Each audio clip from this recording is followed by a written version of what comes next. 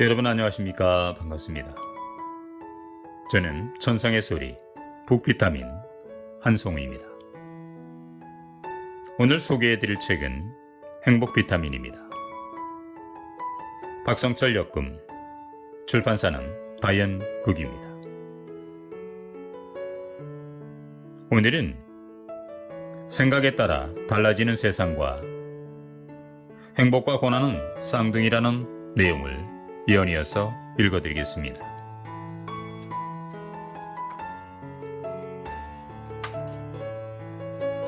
생각에 따라 달라지는 세상. 사막 근처에 사는 수잔이라는 사람이 있었습니다. 너무 더운 곳이었기에 해마다 3월이면 이번 여름은 또 어떻게 보내야 하나 하는 것이 늘 걱정이었습니다.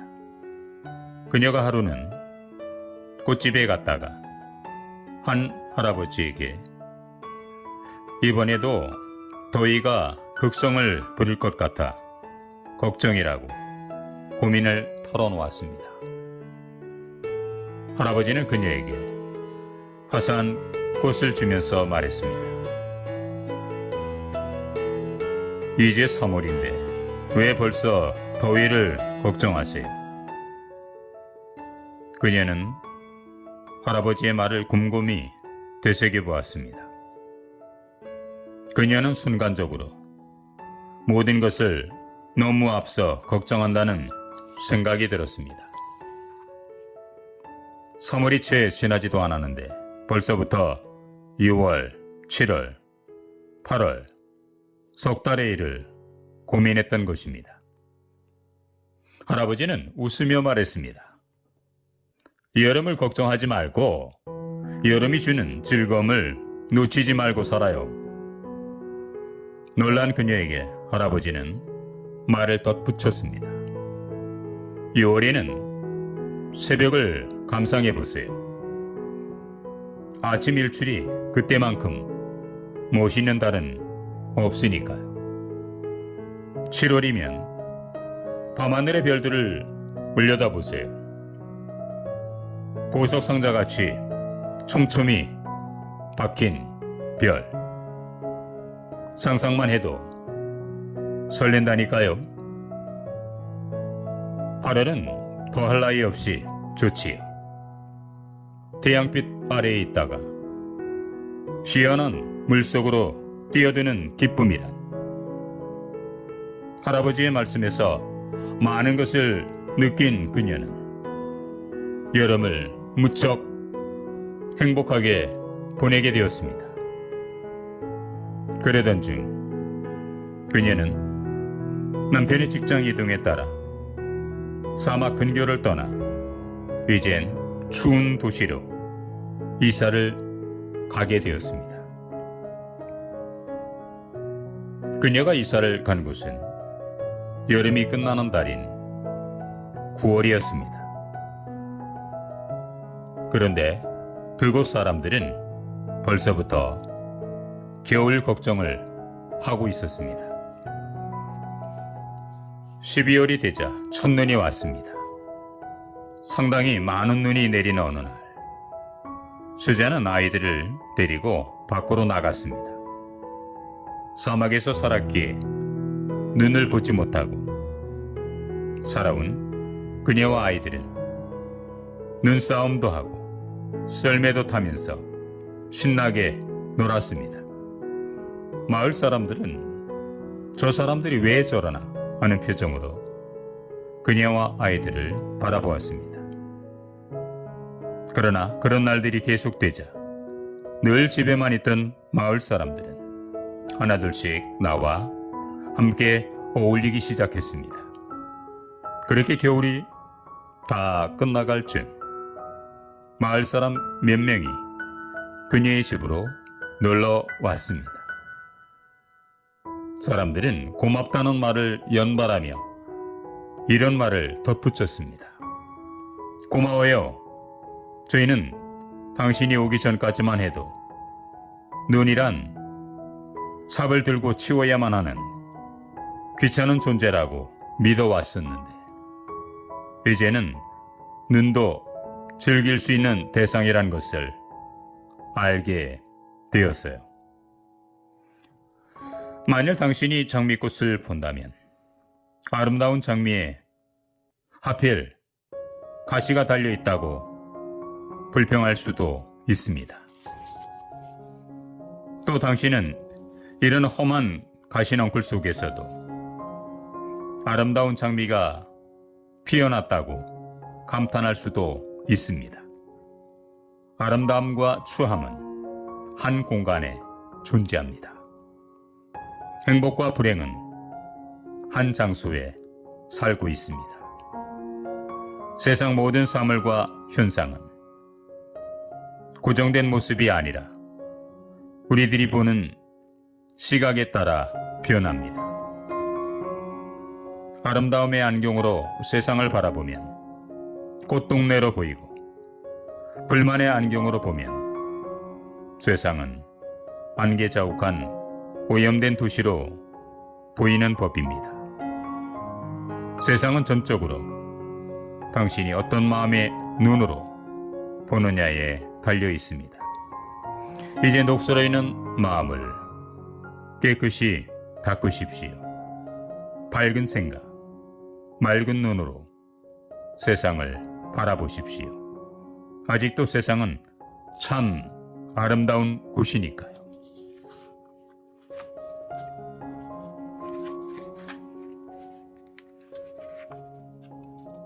행복과 고난은 쌍둥이.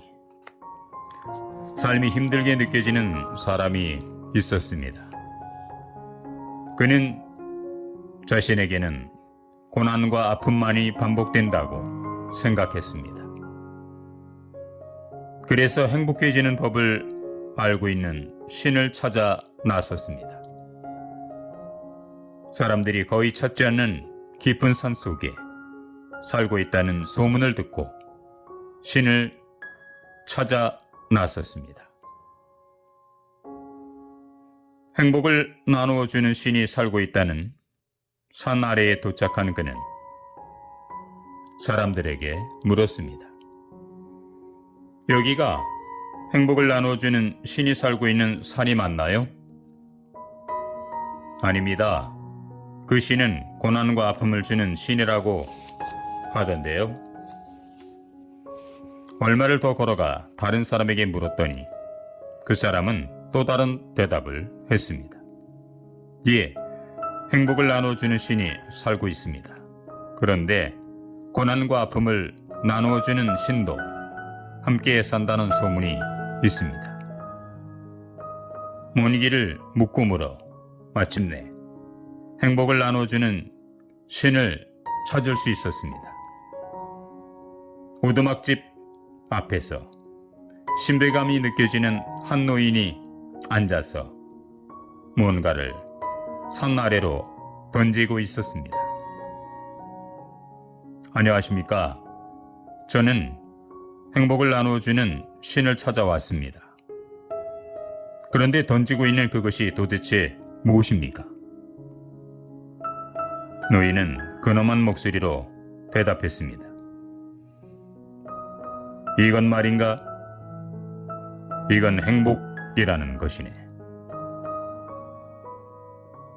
그 사람은 다가가 크기가 각기 다른 동그란 그것들이 무엇인지 살펴보았습니다. 그런데 노인의 말과는 달리 그 동그란 것들에는 각각 고난, 아픔, 시련이라는 이름이 적혀 있었습니다. 아니, 이건 행복이 아니라 고난, 아픔, 시련이지 않습니까? 노인은 웃으면서 고난이라고 적힌 것을 하나 집어들었습니다. 그리고는 그것의 껍데기를 몇 껍질 벗겨내었습니다. 그랬더니 그 안에는 행복이라는 두 글자가 선명하게 새겨져 있었습니다. 어떤가? 겉표지에는 고난이라고 적혀 있지만 실제로 이것의 이름은 행복이라는 것이네. 행복은 양파 같은 것일세. 우리는 인간에게 그냥 통째로 행복을 주는 경우는 없네. 그것은 언제나 겉보기에는 고난, 아픔, 시련으로 적혀 있지만 그것의 진짜 이름은 행복이지. 행복을 주는 신으로 보이는 그 노인은 계속하여 말을 이었습니다. 나는 요즘 심히 걱정되는 일이 있네.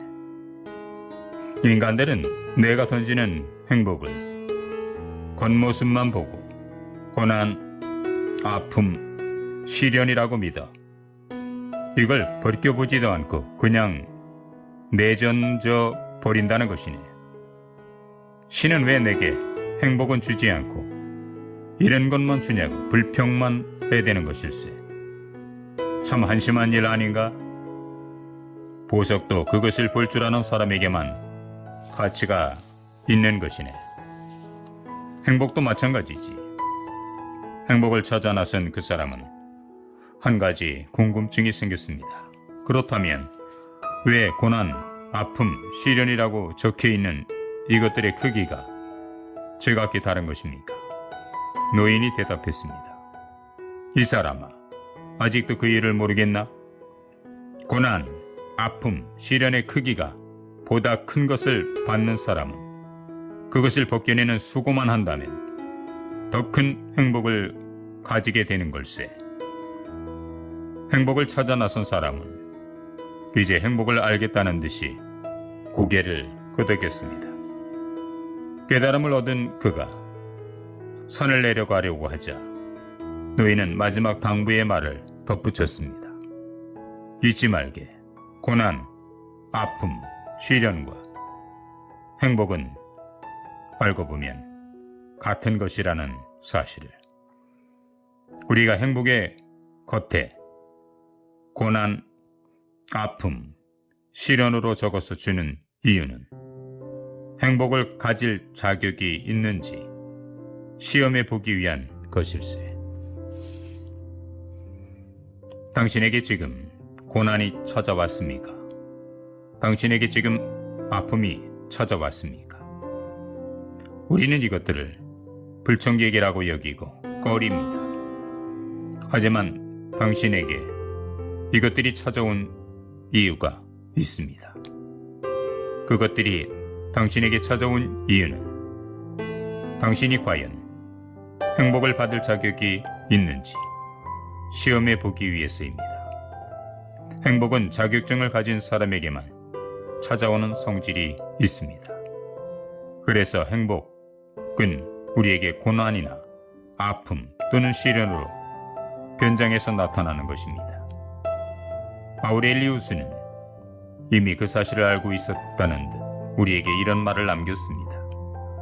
언젠가 삶이 우리를 모질게 만들고 아프게 만들려고 할 때 당신은 기억해야 할 사실이 하나 있다. 이것은 고난이다. 이것은 불운이다가 아니라 이것을 훌륭하게 견디어내면 그것이 행복이다라는 것이다. 네, 오늘도 행복한 하루 되시기를 바라겠습니다. 구독과 좋아요, 알림 설정은 사랑입니다. 감사합니다.